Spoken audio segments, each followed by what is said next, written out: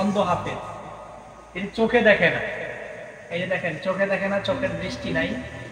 ও আপনাদের সামনে তেলাওয়াত করবে, কোরআন তেলাওয়াত করবে। আপনারা ওকে দেখতে হলে বা ওকে সহায়তা করতে হলে আপনারা চলে আসবেন বাগদাদি দরবার শরীফে। দেখা যাক উনি কেমন তেলাওয়াত করে। যে আপনি তেলাওয়াত করেন। আসসালামু আলাইকুম ওয়া রাহমাতুল্লাহি ওয়া বারাকাতুহু।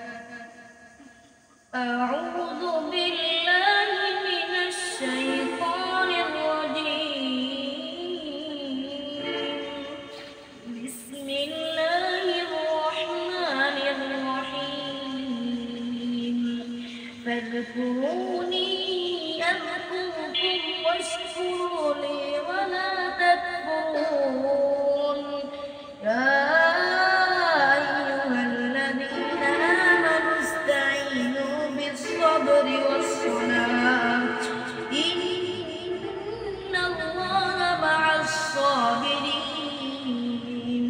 ولا تكونوا لمن يقتل في سبيل الله أموات بل أحياء ولكن لا تشعرون ولنبلونكم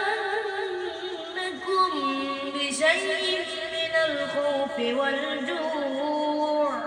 والجوع ونقص من الأموال والأنفس والثمرات وبشر الصابرين الذين إذا أصابتهم مصيبة قالوا إنا لله وإنا إليه راجعون صدق الله مولانا العظيم وصدق رسوله النبي الكريم মাশাআল্লাহ। তোমার নাম কি? মোহাম্মদ ফাহিম।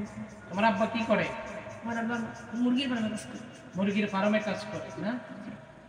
প্রিয় ভাই আমার, যারা এই ভিডিওটা দেখবেন শেয়ার করবেন ইনশাআল্লাহ। আর যদি কেউ সাহায্যের নিয়তে সাহায্য করতে চান তাহলে অবশ্যই যোগাযোগ করবেন ইনশাআল্লাহ। দোয়া করবেন আল্লাহ পাক এই দৃষ্টিহীন আমার এই ছোট ভাইটাকে কোরআনে হাফেজের একজন পাখি বানিয়ে দেখ।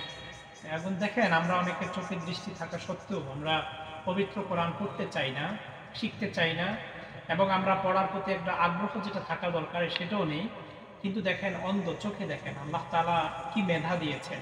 না দেখে পবিত্র কোরআনের এই মাত্র তিনি 5 পারা মুখস্থ করেছেন। দোয়া করবেন আল্লাহ তাআলা যেন 30 পারা কোরআনের হাফেজ বানিয়ে দেয়। সবাই দোয়া করবে, সবাই আমিন। আসসালামু আলাইকুম।